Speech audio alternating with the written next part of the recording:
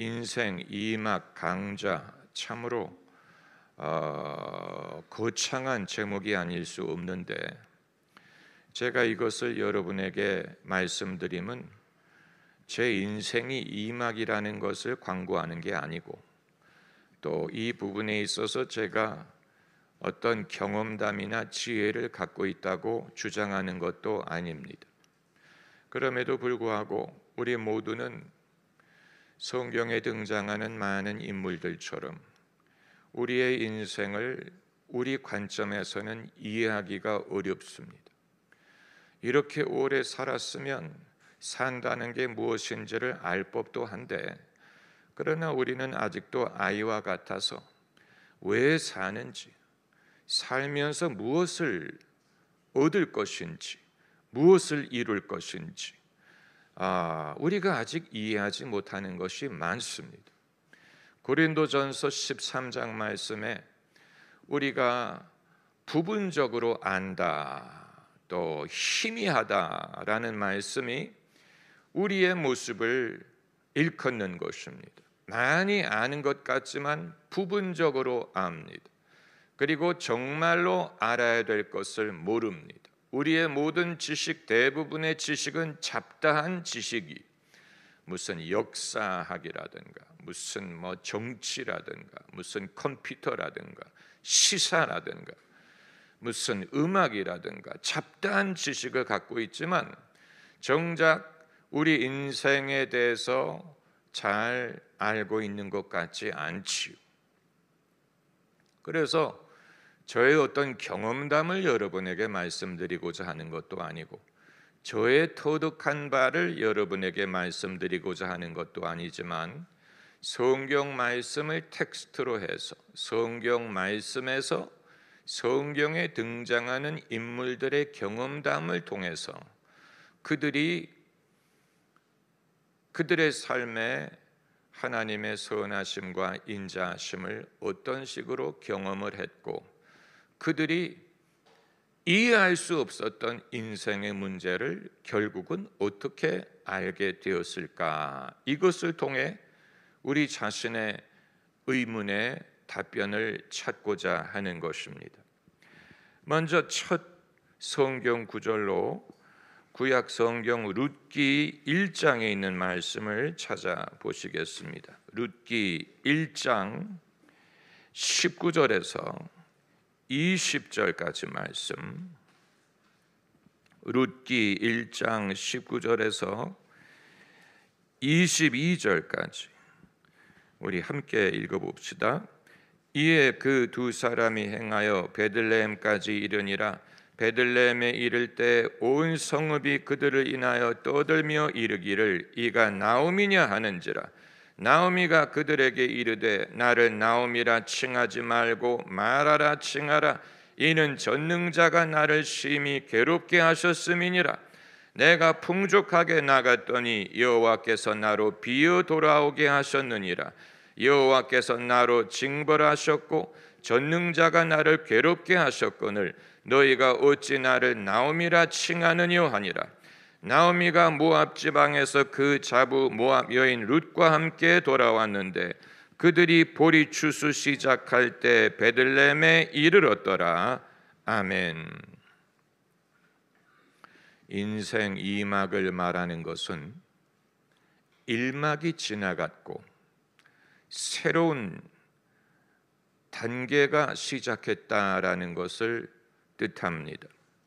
뭔가 중대한 변화가 일어났다는 것을 전제합니다.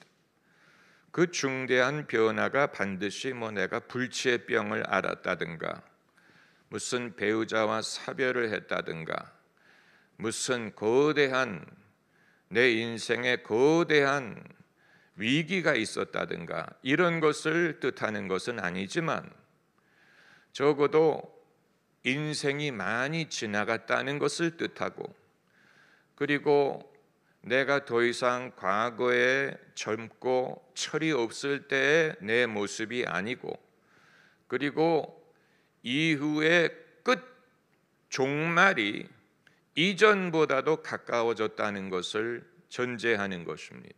그러니까 이후의 종말이 나의 시작했을 때보다도 가까워진 것입니다. 마치 지하철을 타고 갈 때 목적지가 내가 시작한 데보다도 더 가까워질 때, 그럴 때는 내릴 준비를 해야 되지요. 마찬가지로 이제는 우리가 태어났을 때, 젊었을 때, 학생이었을 때보다는 내릴 준비를 해야 될 때가 가까워지지 않았느냐. 이것이 이제 인생의 이막이에요.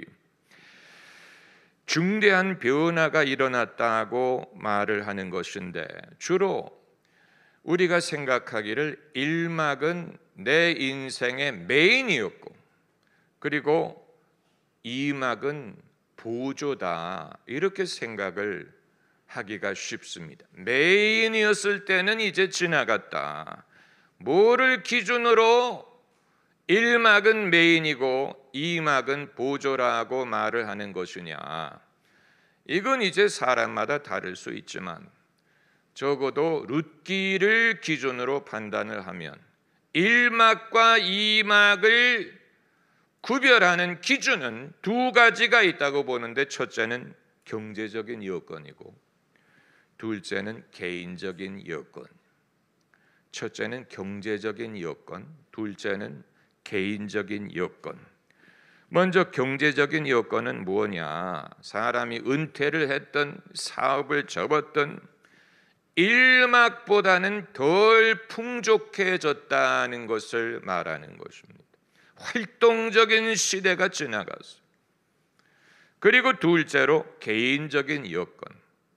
이것이 아마 더 큰 비중을 차지할 수 있습니다. 개인적인 여건이란 말은 좋은 때가 지나갔다는 뜻입니다. 청춘은 지나갔다.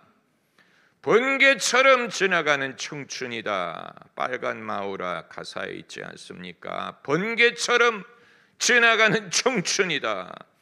그런데 번개처럼 지나가지는 않았지만 지나간 건 지나간 거예요. 좋은 때가 지나갔다. 그래서 과거에 즐거울 때는 더 이상 돌아오지 않는다. 아마 여기 앉아 있는 분 중에 이게 강의 내용이면 나 갈래, 이렇게 생각하는 분이 계실 수도 있어요. 즐거울 때는 이제 지나갔고 돌아오지 않는다. 나오미가 이 두 가지로 자신의 삶을 평가했다고 봅니다. 아주 실리적인 사람, 여인이고 옛날 사람인데, 그럼에도 나오미가 자신의 인생을 평가하는 기준이 분명했어요. 두 가지. 그래서 그가 말하기를, 내가 고향을 떠날 때는 풍족하게 나갔는데 돌아올 때는 빈손으로 돌아왔다. 그것이 나오미가 자신의 인생을 평가하는 첫 번째 기준이었어요. 바로 21절에 그렇게 말하고 있지 않습니까? 내가 풍족하게 나갔더니 여호와께서 나로 비어 돌아오게 하셨다. 나오미에게는 그것이 아주 중대한 기준이었어요. 그리고 두 번째로 개인적인 여건은 룻기를 1장부터 읽어보면 그 삶의 우여곡절을 여러분 이미 알고 계실 것입니다. 룻의, 나오미의 남편이 아내를 데리고 모압으로 이주를 해서 거기서 두 아들을 낳고 두 자부를 얻고 살다가 남편이 죽었어요. 그리고 그만 그 두 아들도 세상을 떠났어요. 나오미가 빈손이 돼서 고향으로 돌아오는데 두 자부가 쫓아오는 것을 만류했더니 오르바는 고향으로 돌아가고 룻이 따라왔어요. 그렇게 해서 이제 베들레헴으로 도착했을 때 사람들이 옛날에 이주 갔던 나오미가 돌아오는 것을 보고 떠들었다, 웅성웅성했다는 것. 그게 바로 19절에 나오지 않습니까? 사람들이 그로 인하여 떠들며 이르기를 이가 나오미냐 하는지라. 사람들이 좀 눈치가 있어야 되는데 나오미가 즐거운 마음으로 돌아오는 것이 아니라면 그냥 왔구나, 사연이 있었겠구나 조용히 받아줄 수 있는데 웅성웅성한 것이 나오미에게는 아픔이 되는 거예요. 왜냐하면 자존심이 있는데 고향 사람들이 자기가 돌아왔다는 것을 알고 서로 웅성웅성할 때는 어떻게 됐대? 무슨 일이 있었대? 남편이 돌아갔대? 아들들도 다 세상을 떠났대? 빈손으로 돌아왔대? 이런 말을 할 게 뻔하기 때문에 마음이 불편한 거예요. 익명으로 돌아올 수 있다면 얼마나 좋겠습니까? 그러나 고향에 익명으로 돌아올 수가 없죠. 그래서 나오미가 아주 유명한 말을 하지 않습니까? 성경에 자신의 인생의 변화에 대하여 나오미처럼 웅변적으로 말을 한 사람이 없습니다. 아마 그 이유 때문에 첫 강의의 텍스트로 본문을 읽는지도 몰라요. 자기의 이름을 빗대서 나오미가 뭐라고 말했냐면 나를 나오미라고 부르지 말아라. 그 대신 마라라고 부르라. 이 한마디에 나오미가 자신의 삶을 어떤 식으로 해석하고 있는지를 웅변적으로 보여주는 거예요. 왜냐하면 나오미라는 이름은 즐거움이라는 뜻인데 그 이름이 자기와 더 이상 걸맞지 않다고 보는 거예요. 내가 젊었을 때는 그 이름대로 살기를 원했고 그 이름이 어울리는 것처럼 생각될 때가 있었어요. 즐거울 때가 있었어요. 그러나 더 이상 그 이름이 나와 맞지 않아. 내 인생은 즐겁지 않기 때문에 사람들이 나를 나오미라고 부를 때마다 자괴감을 느끼는 거예요. 왜냐하면 나는 나오미 하지 않기 때문에. 그래서 그 반대의 의미인 마라, 마라의 쓴물이란 말이 있는 것처럼 쓰다 하는 말에서 괴롭다라는 뜻. 그러니까 자기를 나오미라고 부르지 말아라라고 말하는 것은 나는 더 이상 즐겁지 않다. 마라라고 부르라는 말은 내 인생이 그러하다.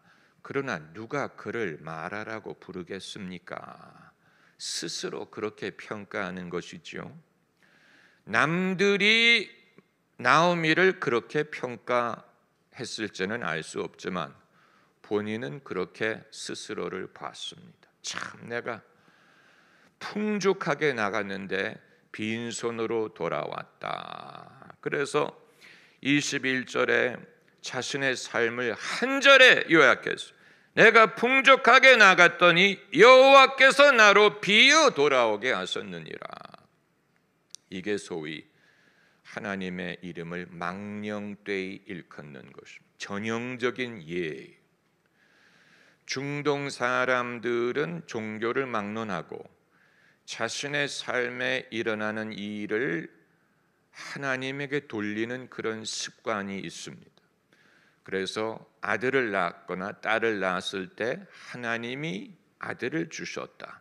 하나님이 딸을 주셨다. 이런 식으로 자신에게 일어나는 모든 일을 하나님의 행위로 돌리는 그런 습관이 있었던 것 같습니다. 그것이 일종의 겸손 내지는 감사의 언어라면 이해를 할 수 있지만 실제로 내가 이렇게 된 것은 하나님이 하신 일이다라는 뜻을 말하는 것이라면 무슨 근거로 그런 말을 합니까? 그렇잖아요. 증명할 수 없고 확인할 수 없는 일을 임의로 하나님이 이렇게 하셨다라고 말하는 것은 자칫하면 하나님의 이름을 망령되이 일컫는 것입니다. 나오미가 그럴 의도로 그렇게 말하는 것은 아니고 얼마나 마음이 괴로우면 그렇게 말하겠습니까? 우리가 이해할 수 있죠. 다만 욥이 한 말도 그런 말이 있었죠. 주시는 분도 여호와요, 가져가시는 분도 여호와다. 그것 역시 자신에게 일어난 일을 하나님에게 돌리려는 그런 어느 습관을 보여주는 것인데 욥이 증명할 수 없는 말을 하는 것입니다. 하나님이 가져가셨다고 단정할 수 없어요. 왜냐하면 욥의 인생은 아직 끝난 것이 아니기 때문에 욥의 인생이 끝나지 않았다면 하나님이 하시는 일도 단정할 수 없어요. 하나님이 가져가셨다고 말할 수 없어요. 주시는 분도 하나님이시라면 가져갔더라도 얼마든지 다시 주실 수 있어요. 그렇기 때문에 내가 증명할 수 없는 하나님의 행위에 대하여 임의로 말할 수 있는 권리가 우리에게는 없습니다. 마음이 상하기 때문에 그렇게 말하는 것이죠. 마음이 상하기 때문에. 룻기의 주인공은, 룻기의 이름이 룻이지만 주인공은 룻이 아니고 나오미예요. 왜냐하면 자신의 인생을 평가하는 주체가 나오미였기 때문에. 처음에도 그렇고 끝에도 그래요. 룻은 아바타와 같아요. 나오미의 아바타예요.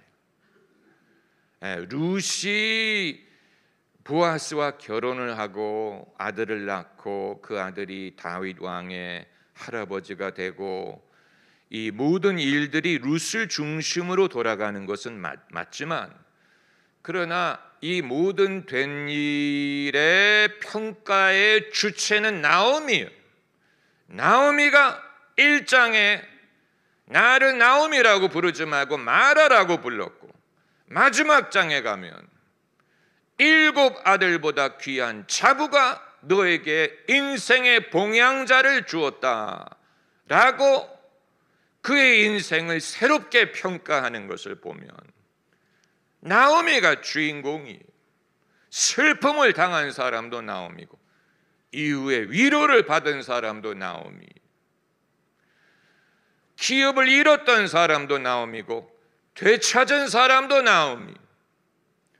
다만 더 이상 자신이 중심에서 활동할 수 없는 그런 여건에 있는 것뿐이죠. 나오미야말로 인생의 이막은 베들레헴으로 돌아왔을 때부터 있죠. 인생의 이막은 적어도 처음에는, 인생의 2막은 1막에 비교했을 때 경제적으로 더 훨씬 비교할 수 없을 정도로 경제적으로 더 어려워졌고, 그리고 개인적으로도 남편이 돌아갔고 2 아들이 돌아갔는데 그 참담함을 무엇으로 표현하겠습니까? 인생 2막 첫 강의에 나오미를 인용했다고 해서 인생 2막이 이렇게 된다는 말씀을 드리는 건 아니에요. 겁을 먹으시면 안 돼. 다만 자신의 처지를 이처럼 웅변적으로 표현한 사람이 없기 때문에 그를 예로 드는 것입니다. 특별히 이 본문에 나를 즐겁다라고 부르지 말아달라, 이 발언을 주목하고자 하는 것입니다.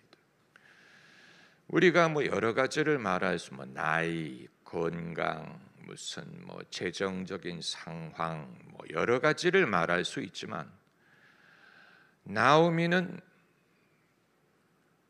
신앙인으로서 자신의 주관적인 마음 상태를 기준으로 말했어요. 내가 더 이상 즐겁지 않다. 나는 괴롭다. 그러므로 나를 마라라고 부르라. 다른 어떤 것보다도 자신의 주관적인 마음의 상태를 기준으로 인생을 정의했어요. 나는 더 이상 즐겁지 않으니 그 이름으로 나를 부르지 말고 마라라고 나를 불러달라. 아마도 스스로 나에게 1막은 끝났다고 생각하는 사람이 있다면 나오미처럼 생각할 가능성이 많아요. 나에게 즐거움의 시대는 지나갔고 다시는 돌아오지 않고 나에게 남은 것은 고독함과 괴로움뿐일 것이다. 사람이 미혼으로 있을 때는 홀로 있잖아요. 혼자, 솔로. 미혼으로 있을 때는 누구와 함께 있는 것을 꿈을 꾸고 기다리죠. 그래서 결혼을 하고 짝을 만났어요. 이제 내가 더 이상 솔로가 아니다 라고 생각을 하는데, 나오미에게는 그 짝이 세상을 떠나버리고 다시 솔로가 됐어요. 그러니까 함께 있을 시대는 짧고 홀로 있는 시간이 긴 거예요. 젊었을 때도 솔로였는데 이제는 나이가 들어서 다시 싱글의 때가 돌아왔으니 사람은 고독할 수밖에 없는 존재냐라는 생각을 갖죠. 그것이 어떤 반드시 사별만으로 솔로가 됐다라기보다는 심리적인 상태가 내가 과거에는 더 이상 고독하지 않고 누가 나의 벗이 되어주고 즐거움의 소스가 되고 그렇게 되기를 바랬는데 그것이 한때뿐이고 다시 이 솔로 홀로 있는 시간이 되돌아오는 것인가, 이 즐거울 때가 지나갔는가. 그런데 결론부터 말씀을 드리면 젊었을 때 즐거움을 얻는 방법은 지나가지만 즐거움을 다른 방법으로 얻게 하십니다. 이게 뭐 상식적인 거예요. 그러나 적어도 나오미는 그것을 깨닫는데 시간이 걸리지 않았습니까? 우리가 룻기의 마지막 장으로 가서 보면 그것이 나옵니다. 룻기의 마지막 장 이 4장 13절부터 보면, 이에 보아스가 룻을 취하여 아내를 삼고 그와 동침하였더니 여호와께서 그로 잉태케 하심으로 그가 아들을 낳은지라.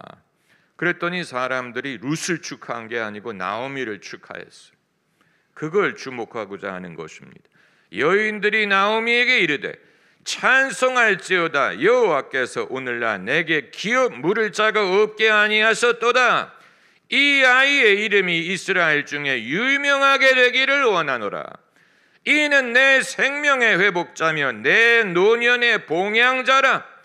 곧 너를 사랑하며 7 아들보다 귀한 자부가 낳은 자로다. 나오미가 아기를 취하여 품에 품고 그의 양육자가 되니. 즐거움이 되돌아왔어요.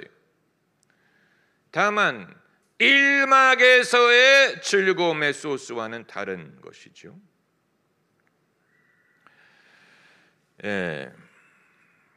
이 룻기에서 얻는 교훈을 생각해 보겠습니다. 룻기에서 얻는 교훈.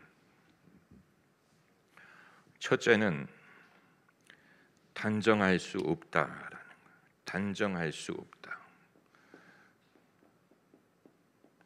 단정한다는 말은 섣불리 결론을 내린다는 뜻입니다. 섣불리 판단한다라는 뜻입니다. 나오미가 1장에서는 단정했습니다. 여호와가 나를 징벌하셨고 나로 빈손으로 돌아오게 하셨다. 마음이 괴로워서 한 말이죠. 그러나 하나님에 대해서는 단정할 수 있는 권리가 없어요. 내일 일을 알지 못하는 인간이 하나님이 이렇게 하셨다, 저렇게 하셨다, 가져가셨다, 징벌하셨다.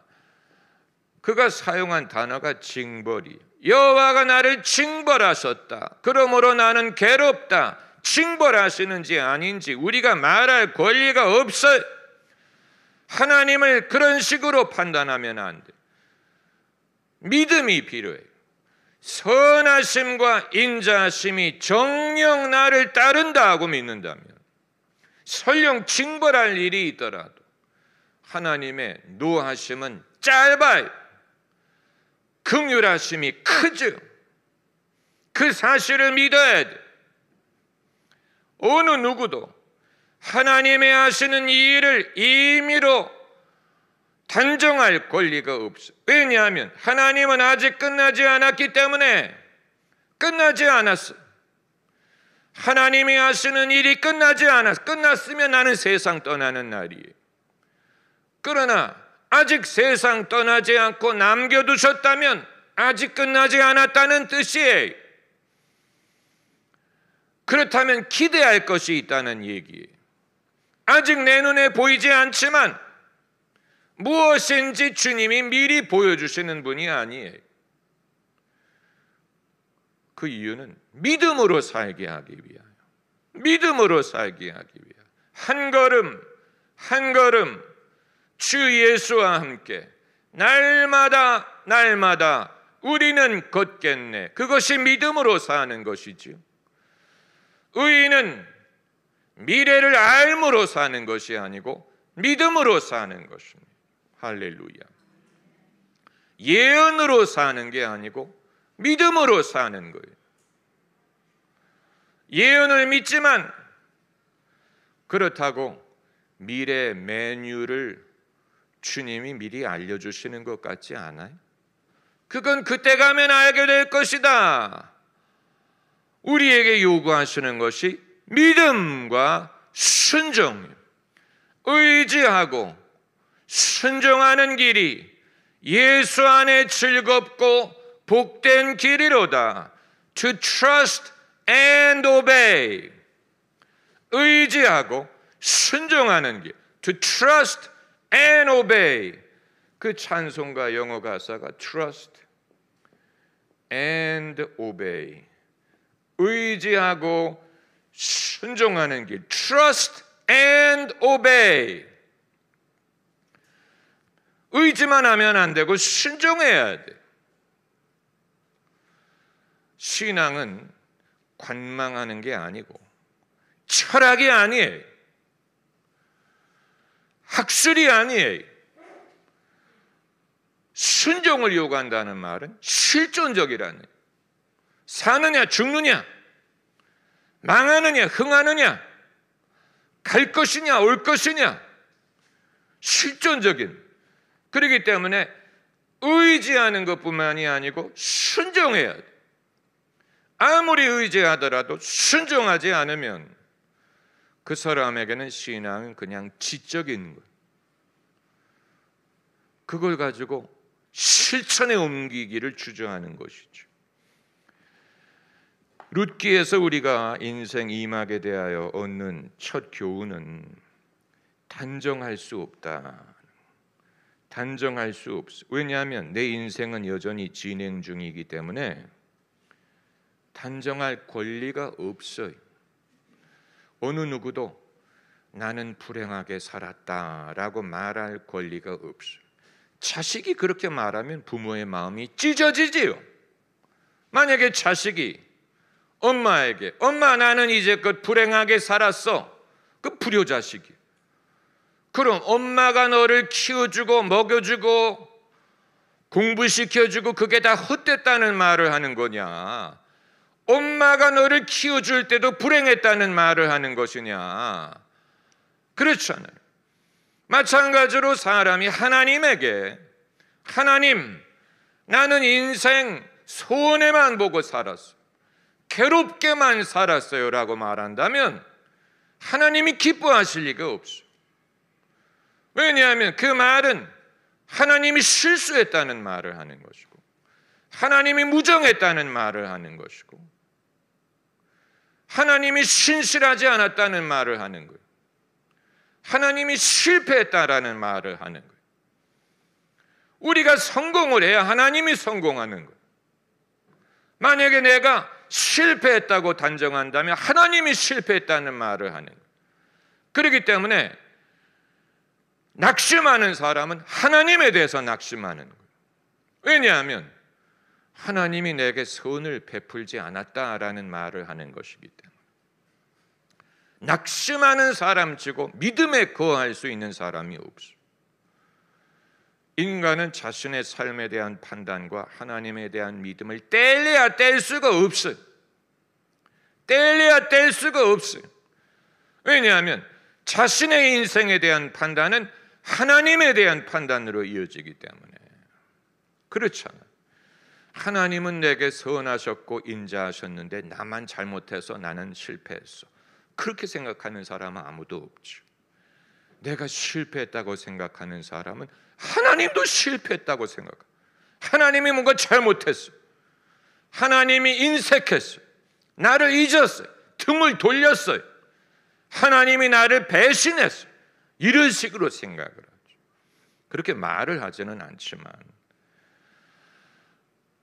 그렇기 때문에 하나님에 대해서 섣불리 말할 권한이 없고, 우리가 여기에서 이제 두 번째로 겸손과 믿음이 필요합니다. 겸손과 믿음.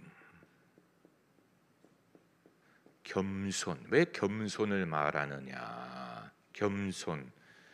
이건 세 번째 포인트와 긴밀히 연결이 되어 있는데, 인생의 재고 정리를 하려면 겸손해야 됩니다.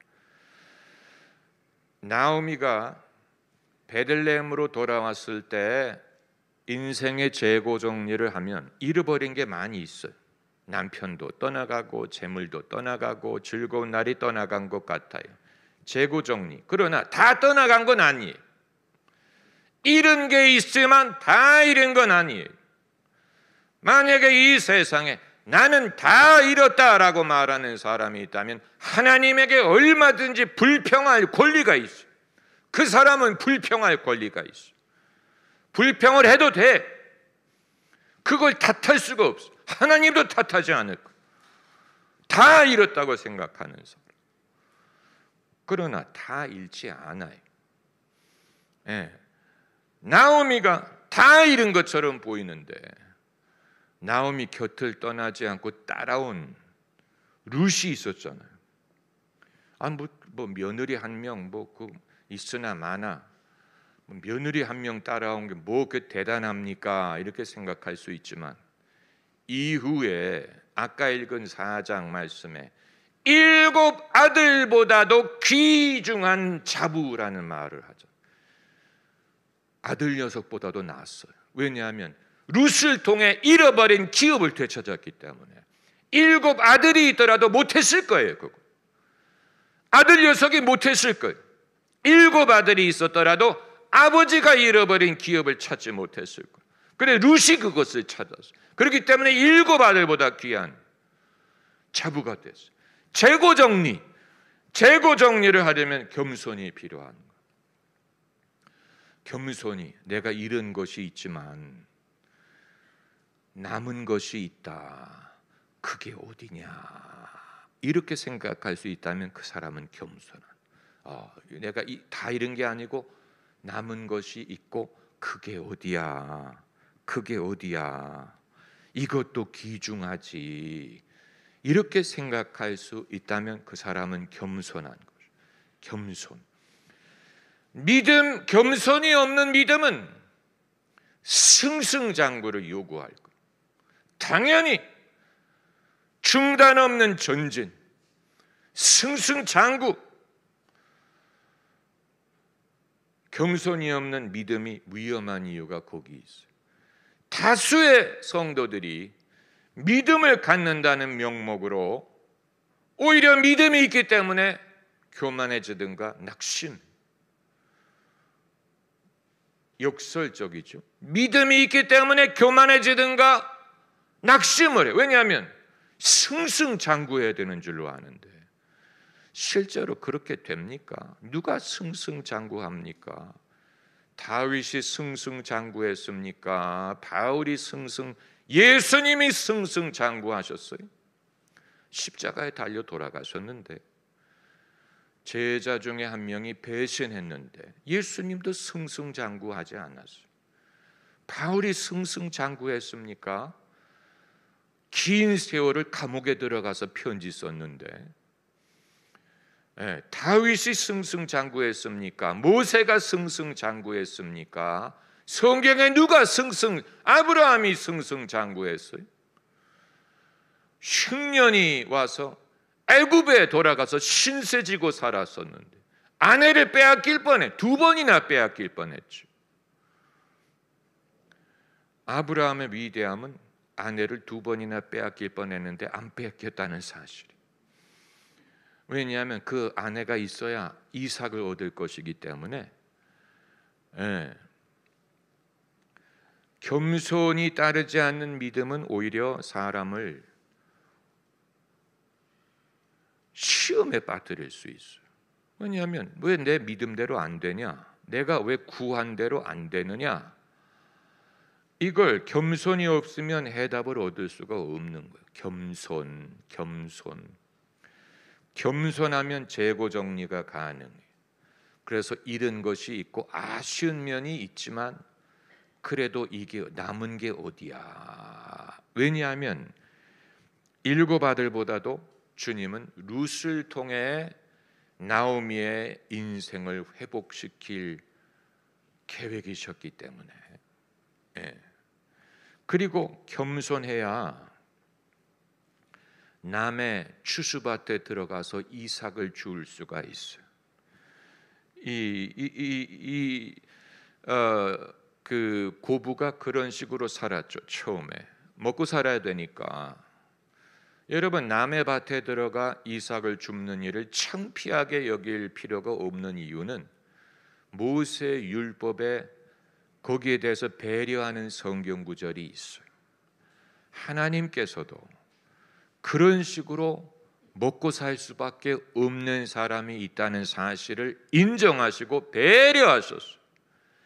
그래서 모세 율법을 보면 추수할 때 모퉁이를 추수하지 말아라, 또 떨어지는 이삭을 줍지 말아라고 했어요. 우리가 그 원칙을 적용하면서 산다면 후할 수 있을 것입니다. 추수를 할 때 안 해봐서 모르지만 땅에 떨어지는 이삭이 있지 않겠어요? 그런데 그것을 줍지 말라는 거예요. 왜요? 그건 가난한 사람의 몫이기 때문에 가난한 사람이 나중에 이삭을 주울 때 주울 게 있어야지. 만약에 그것까지 팍팍 다 걷어가면 그 사람들 뭘 먹고 사느냐. 이것은 가난한 자에 대한 배려를 말씀하시는 것뿐만이 아니고 그런 식으로 사는 것을 창피하게 여기지 말라라는 뜻이 담겨져 있는 거예요. 왜냐하면 사람이 아무것도 없을 때는 소도 비빌 언덕이 있어야 되는 것처럼 그런 식으로라도 어려운 시기를 극복할 수 있는 거예요. 겸손이 없으면 그걸 못해. 겸손하지 않은 사람은 남의 밭에 들어가 이삭을 주워서 먹고 살려고 하지 않아. 창피하게 생각. 내가 과거에 우리 남편이 얼마나 부유하고 내가 사모님 대접을 받았는데 이제 와서 그렇게 생각하는 사람은 굶을 수밖에 없어요. 그런 입장이 되고 싶은 사람은 아무도 없지만 이삭을 주어서 생활하는 것은 제한적인 임시 방편이에요. 늘 그렇게 살 게 아니에요. 그렇기 때문에 때로는 일시적으로라도 남의 신세를 져야 될 때가 있어요. 그거 이상하게 생각하면 안 돼. 다윗도 도망 다닐 때 블레셋의 신세를 진 적이 있는데, 그렇죠? 블레셋의 몸을 맡기고, 그래서 블레셋 왕이 그를 경계하지 않게 하기 위해서 다윗이 어떻게 했습니까? 미친 신용을 했죠. 수염에다가 침을 질질 흘리면서 왕이 저 녀석 미쳤어. 저렇게 침을 흘리고 있는 걸 보니까 내가 두려워할 대상이 아니야 라고 생각하게 하기 위해서 일부러 블레셋 왕이 보는 중에 침을 질질 흘렸어. 다윗이 어떻게 다윗이 그렇게 할 수 있습니까? 그러나 때로는 생존하기 위해서 그게 필요한 거예요. 생존하기 위해서 낮아질 필요가 있어요. 자기를 낮춰야 돼. 그때를 극복하기 위해서. 그건 창피한 일이 아니에요. 그걸 하지 못해서 맞아 죽으면 그게 창피하죠. 그렇지 않습니까? 그걸 못해서 죽으면 그건 정말 창피한 거예요. 앞으로 할 일이 있는 사람인데, 앞으로 할 일이 창창 있는 사람이 그걸 못 참아서 맞아 죽으면 자기에게 손해, 하나님 나라에 손해죠. 그렇지 않습니까? 재고 정리, 겸손과 믿음.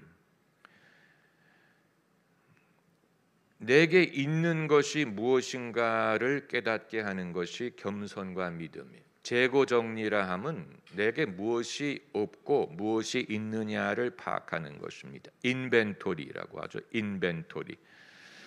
장사를 할 때 뭐 안 팔린 물건이 몇 개가 있다, 이걸 파악하는 게 이제 재고 정리 아닙니까? 내게 있는 것과 없는 것을 파악하는 것이 재고 정리인데, 이게 왜 중요하냐면 하나님은 내게 없는 것을 통해 일하지 않고 내게 있는 것을 통해 일하세요.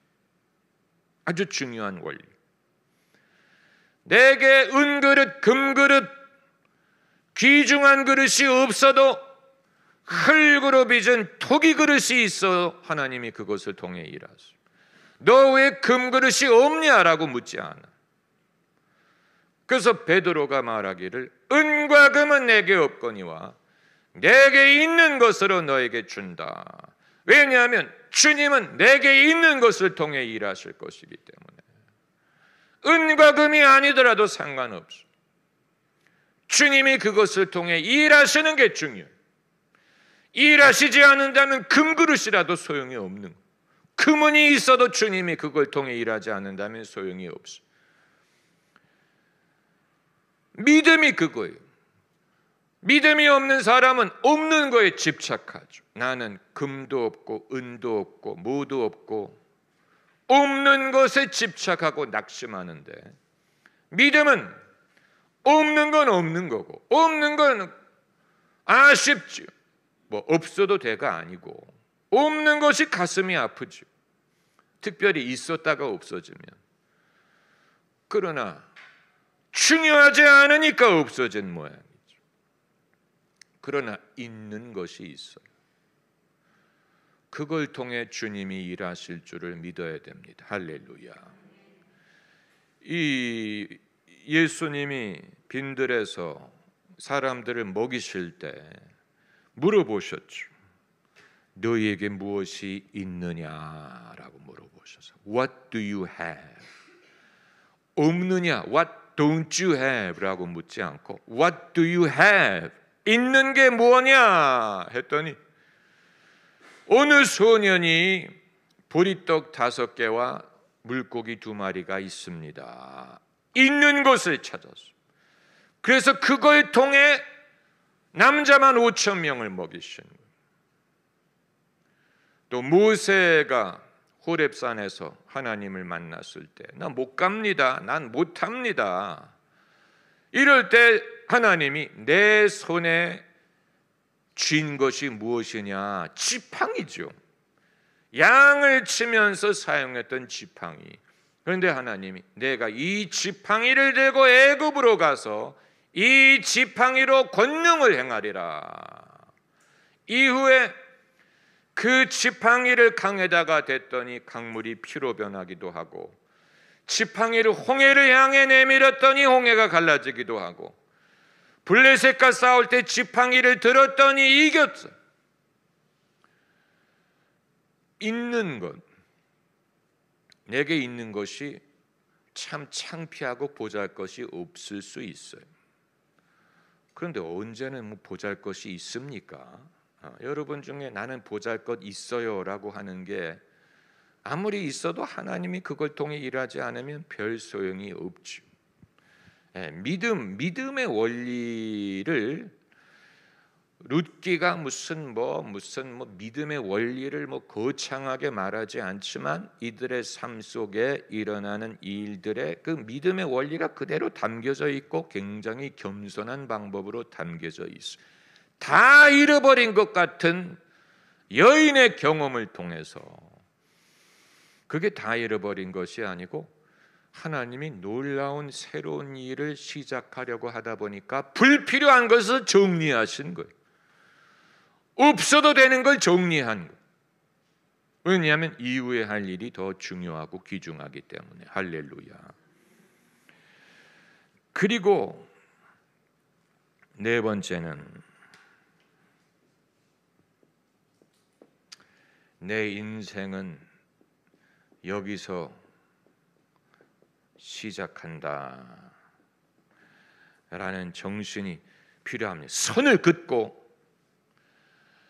2차 세계대전 중에 이 연합군이 프랑스 북부의 노르만디 해변에 상륙을 해서 D-Day 상륙으로 이제 본격적으로 연합군이 독일로 향해 진격하기 시작했죠. D-Day 랜딩, 노르만디 상륙 작전. 그때 미국의 장군이 루스벨트 장군이 상륙을 했는데 잘못된 곳에 상륙한 거예요. 원래 계획은 거기 상륙이 아니었는데 상륙정이 파도에 밀려가지고 포화 속에 내리다 보니까 원래 계획하지 않은 곳에 상륙했어요. 이제 문제가 발생한 이후에 2차, 3차가 만약에 원래 계획한 대로 가게 되면 우리들은 낙동강 오리알이 되는 거, 완전히 포위가 돼서. 그때 루스벨트 장군이 위대한 말을 했죠. 전쟁은 여기서 시작한다. The battle begins here. 그래가지고 원래 계획한 데에 상륙하지 않았지만 거기서 전쟁을 시작한다는 신념으로 해서 이겼어요. 아주 중요한, 아주 유명한 말. The battle begins here. 전투는 여기서 시작한다. 여러분, 전쟁뿐만이 아니고 인생이 계획대로 되는 게 몇이나 있을 것 같아요. 계획이 필요 없는 건 아니지만 계획을 세웠는데 실전에 부딪혀 보면 첫 순간에 계획이 빗나가. 여러분 그런 경험하실 때 없습니까? 그렇다고 계획이 불필요한 건 아니에요. 다만 계획한 대로 안 되는 게 많아요. 인생의 파도에 밀리다 보면 전혀 의도하지 않던 곳에 떨어지게 돼요. 그럼 어떻게 할 거예요? 다시 배를 타고 다시 나가요? 그래서 원래 계획한 데를 찾아가요? 배는 떠나갔는데 내 계획대로 되지 않았지만 괜찮아. 여기서 시작할 거야. 선을 그어야 돼. 후회하지 말고 되돌아갈 수도 없고 누구를 탓하지도 말고 선을 긋고 내 인생은 앞으로 여기서 시작할 거야. 그리고 승리할 거야. 할렐루야. 여기서 시작해도 나는 얼마든지 승리할 수 있어. 이게 믿음이 있는 사람과 없는 사람의 차이점. 이렇게 하면 내 눈에 아직 보이지는 않지만 하나님이 준비하는 일이 이미 진행 중일 가능성이 많아요. 그걸 오늘 본문 마지막 절에서 볼 수 있습니다. 18절에 이에 시므가 가로되 그게 아니구나. 나오미가 모압 지방에서 그 자부 모압 여인 룻과 함께 돌아왔는데 그들이 보리 추수 시작할 때 베들레헴에 이르렀더라. 여기서 시작이라는 말이나 보리 추수가 시작했어요. 나오미가 그걸 알고 온 것도 아니고 그걸 겨냥하고 온 것도 아니고 그런 줄도 몰랐어. 그런데 본인이 몰랐지만 시작되는 것이 있었어. 보리추수. 그리고 이후에 룻이 보리추수밭에 들어가서 이삭을 줍다가 보아스의 눈에 뜨이게 되고 보아스가 그를 좋아하게 되고 둘이 결혼하게 되고 아들을 낳고 그리하여 기업을 물어주는 놀라운 일이 발생하게 되는데 그 시작이 바로 여기 있었다는. 나오미에게는 그게 눈에 보이지 않았을 거예요. 알지 못했을 거예요. 이런 일이 일어나고 있는 걸 어떻게 알았겠어요? 하나님이 계시지 않다면 아무 일도 시작하지 않아요. 아무 일도 없어요. 그러나 보리추수가 시작되고 있다는 말은 하나님이 하시는 일이 이미 진행 중이라는 것을 보여주는, 할렐루야. 이미 진행 중이에요. 내 눈에 보이지 않죠. 우리 모두에게도 마찬가지일 것입니다. 할렐루야. 할렐루야.